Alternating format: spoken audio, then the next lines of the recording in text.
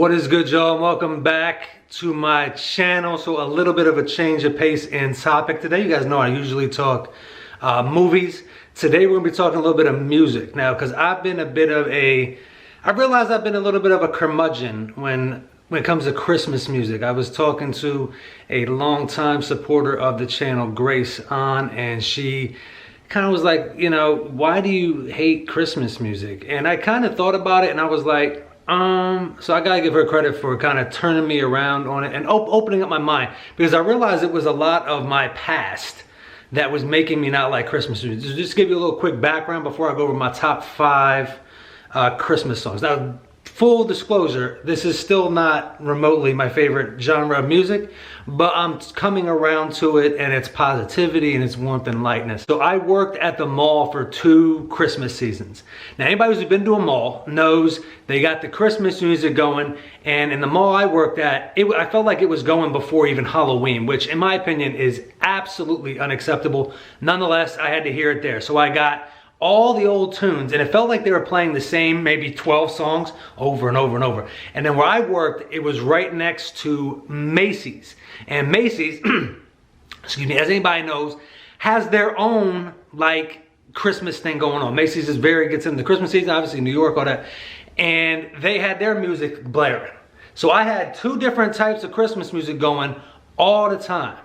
Now, this wasn't like a stressful time in my life because I was making good money working there, getting commission, all that. But it was just the repetition of hearing those songs. And also, I just get kind of tired of, it's the same like songs and they're covered. However, the ones I'm going to talk about today, a couple classics and traditionals, but with some modern take on them.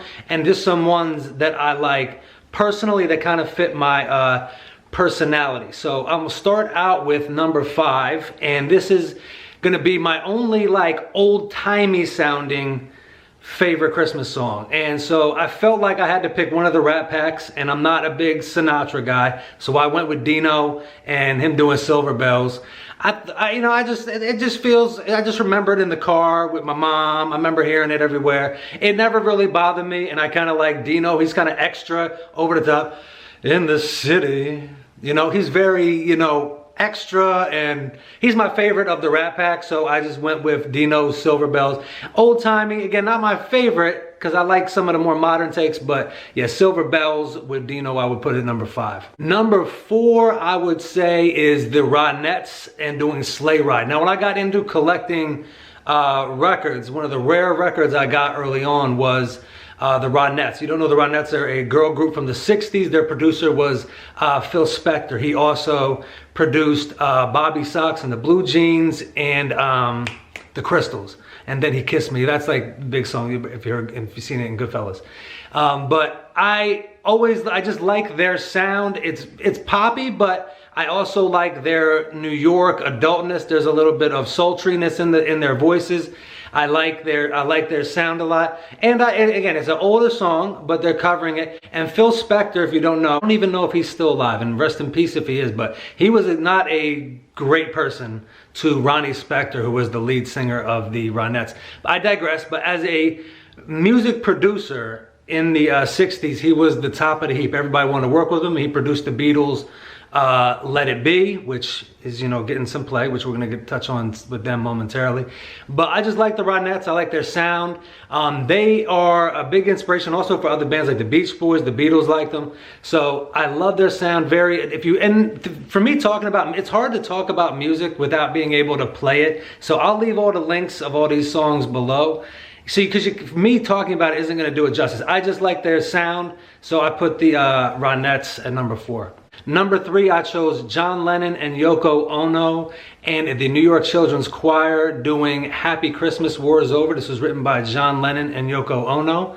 And you can definitely tell it's co-written. They sound great on this track together. So sound-wise, it's very good, but it's also very much them, and they were very anti-war, pro-peace, and John Lennon put up his billboards throughout the world out of his own pocket, putting up War Is Over. Basically, the song is saying, listen, if we stopped fighting, if we stopped being mad at each other, stop separating each other, rich, poor, all that, we would be so much better off, and we could truly have a happy Christmas if we stopped all this fighting. Because how can we have a happy Christmas while war is going on and people are being killed? It's, I know Paul McCartney did a Christmas song as well. He did Wonderful Christmas Time, which is very lovely. It's very upbeat, and it's more in tune with the season probably. But as a Beatles fan, I haven't listened to Beatles in a while. They were kind of my gateway into a lot of music. I kind of lean toward John Lennon. Anybody knows the Beatles kind of knows me, could probably guess that. He's a little bit more of the cynical of the bunch. But I always like this song. It's very, like I said, it's positive. It has the old Christmas song, and the children's choir in there doing the backing vocals is absolutely beautiful. Great sound and great music from John Lennon, Yoko Ono, and the children's choir. Number 2 is from a band that I got put onto when I lived in Arizona. I worked at a stockroom for a little while I was there, and I worked with a kid who's much younger than me, but he was a music major at the University of Arizona, and he put me under this group called the Pentatonix. If you ever heard Pentatonix, it's an all vocal group. They do all the instruments, everything with their voices, all the notes, all the octaves, and he put me onto their, because he loved Christmas music, and at that time I was still anti, and of course I was working at a stockroom and they'd be playing that all day long as well. But he put me on this band called the Pentatonix, and I listened to their Christmas album because he recommended it and I trusted his music taste. And Little Drummer Boy was my favorite song on the album. Little Drummer Boy that they did was absolutely, it's beautiful. You guys know I love movies. And the song and the way they lift their voices and they hit the octaves and the notes so gently and so perfectly. You actually get I listened to the story of the Little Drummer Boy for the first time. I heard the song a gazillion times, old movies, Christmas movies, all that on the radio, but the way they do it, it feels emotional. You feel attached. It's about the story of a little boy, a poor boy who lives in a small town. There's a baby king, and everyone of the town has to honor their king. He's poor, he doesn't have anything to give him, so he goes and he plays his drum for him, and the baby smiles at him. It's me describing it doesn't do anything. You're gonna have to hear it. But yeah, I love it. If you haven't heard of Pentatonix and you want to kind of hear like a different sound, if you want a little bit of variety in your music, they're a good little band. Not my favorite band because I like to hear some guitar and some regular drums, bass, all that. A little bit heavier sound, but they're very gentle, very beautiful vocal group, and they're covering a Little Drummer Boy was absolutely perfection in my opinion. My favorite Christmas song of all time is Father Christmas from the Kinks. This is one that I never got old to me. It never bothered me anytime I heard it. Even when I was a kid, I liked it. And so that's why I had to put it, because it still holds up. For me, anything that holds up a long period of time and hits home for me and I like, this song makes me smile, it makes me laugh. I love the Kinks. I got into more of their other music when I was collecting records. I found out that they did this because this was really the only song I knew it is. But it's Father Christmas in UK. That's what they call Santa. So it's about, we don't want your gifts. We don't want your Monopoly money. Give us the real McCoy, the real money.